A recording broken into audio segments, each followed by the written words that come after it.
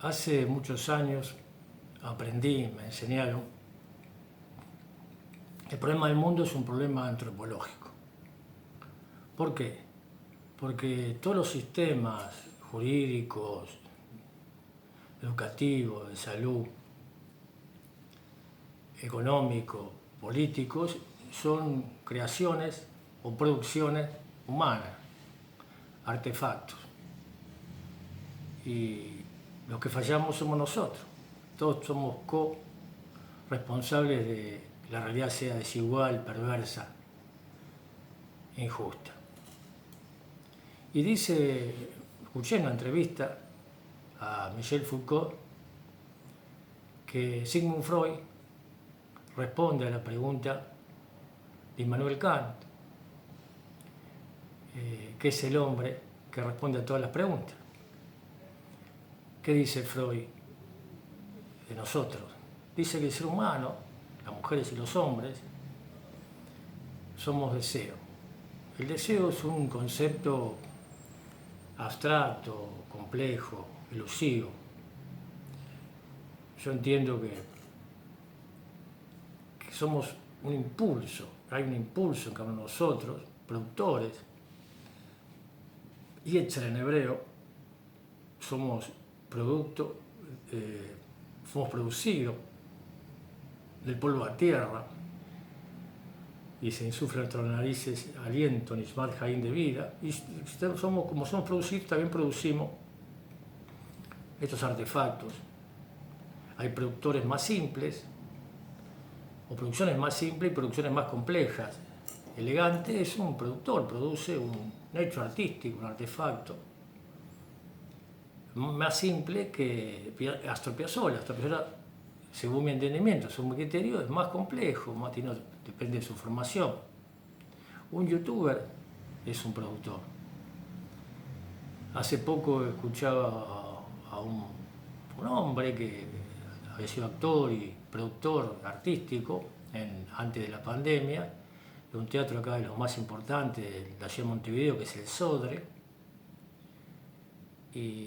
y también viajaba para llevar espectáculos de Uruguay al extranjero y traer del extranjero al mismo teatro espectáculo. Entonces la pandemia, el cierre de los teatros, la clausura de los viajes, hace que tenga que repensarse. Entonces produce en Instagram una página de un superhéroe que se llama Tortiman, muy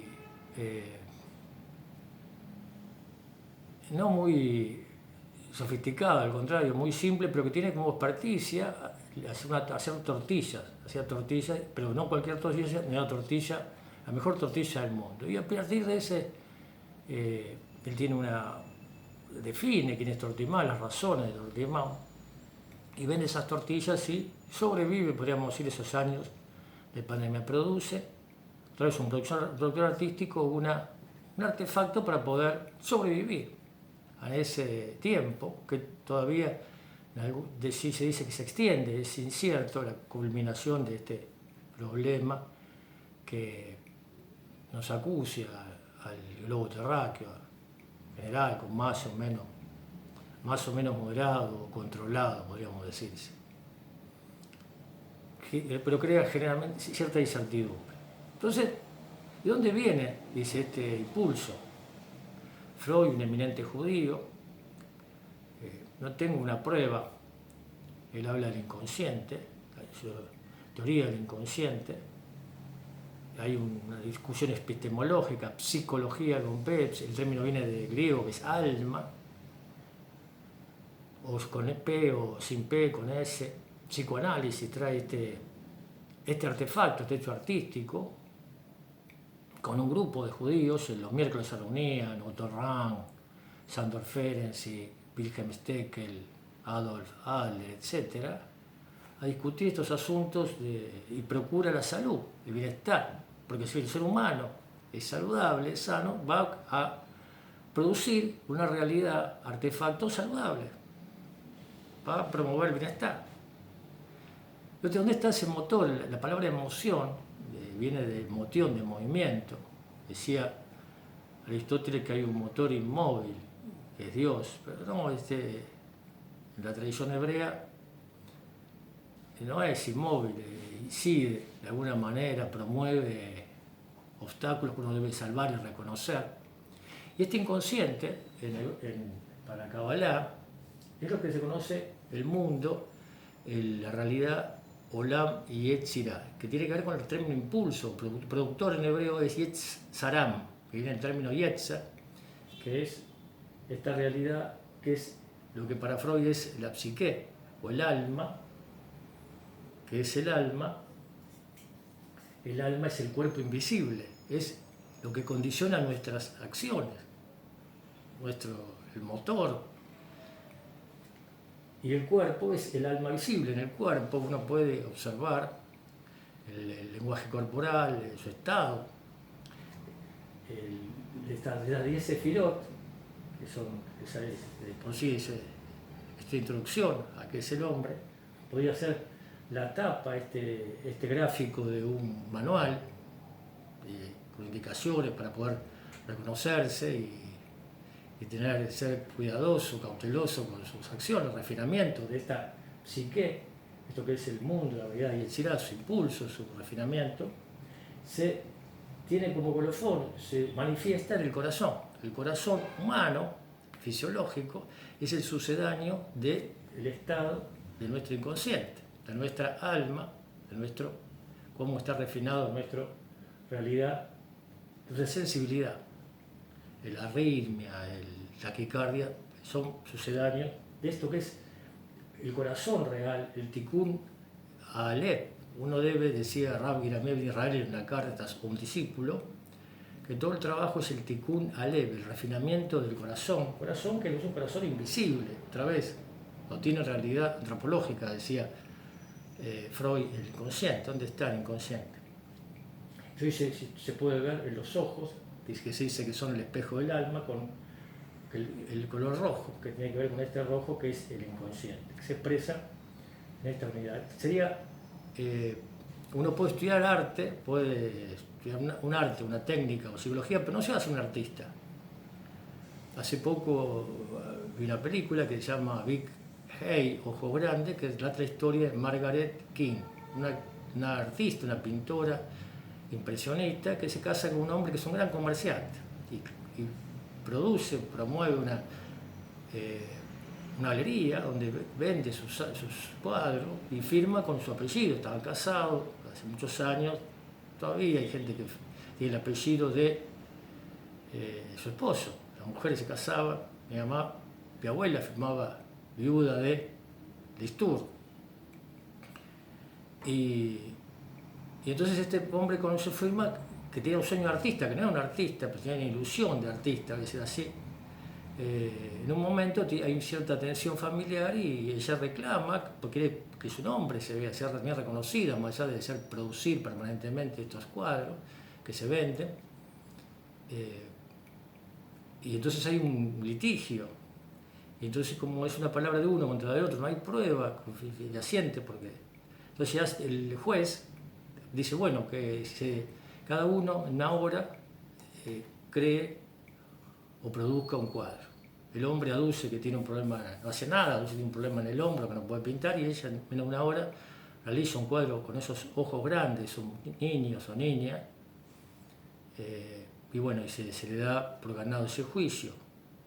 Él también como los cuadros eran costosos, saca fotocopias y vende más barato, a centavos de dólar o a dólar, esa fotocopia, que son los cuadros que no podían acceder porque el dinero era muy importante, el costo de esos cuadros. Un cuadro en galería vale hasta miles y miles de dólares. Esto que decía, que criticaba Walter Benjamin, el arte como reproducción. El arte es el hecho artístico. La producción tiene que ver, para hablar del deseo, Isaac Luria solía decir que la satisfacción del deseo. El ser humano es satisfecho cuando ve producto de su labor. Son proyectos más simples, más complejos, una comida, el arte culinario, una frase, un dicho, una acción, puede ser un producto de su imaginación personal.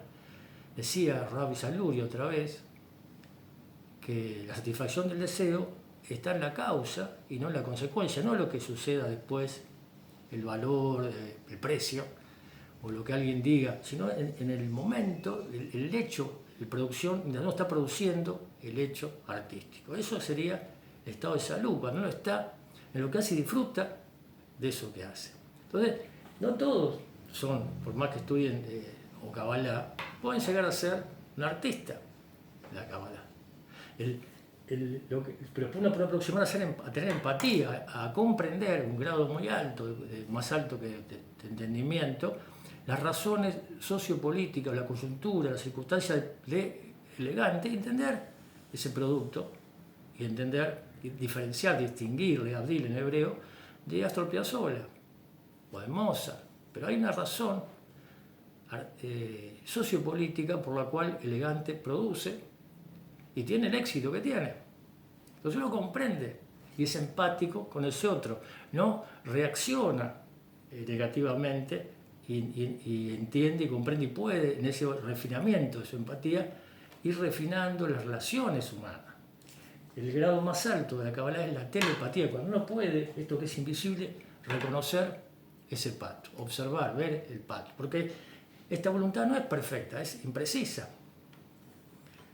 De hecho, dice en un tratado de psicología hasídica, el Tanya, del señor Zalman Eliade, dice que, en su introducción, dice que en el alma, en el momento de la gestación, hay un ángel que le dice al alma, al inconsciente, a Nefesh, dice, sea un sádic y no seas un rayá. Pero si todo el mundo te ve como un sádic, vete a ti mismo como un rayá. ¿Qué es un sádic? Un sádic es una persona que piensa y entonces actúa de forma precisa, que es sensible y actúa de forma precisa. Un rayá es aquel que piensa y actúa de forma inadecuada, pero nadie, en Coelet, en Eclesiastés, Salomón, un libro de la ancianidad, Salomón dice que no hay nadie que no se equivoque. Entonces, en términos de Descartes, el siglo XVII dice, desconfía de tu propio razonamiento. Vete a ti mismo, no sé. Uno, de acuerdo a su experiencia, a su entendimiento, actúa, tiene que actuar, tenemos que producir, somos productores. Pero no tiene que decir, no sé si está bien. Trata, en palabras de Pinja de Cores, ese Hasid del siglo XVIII, discípulo del Reb, el Magid, de Mesri, tratar de ser bueno. Pero no sé.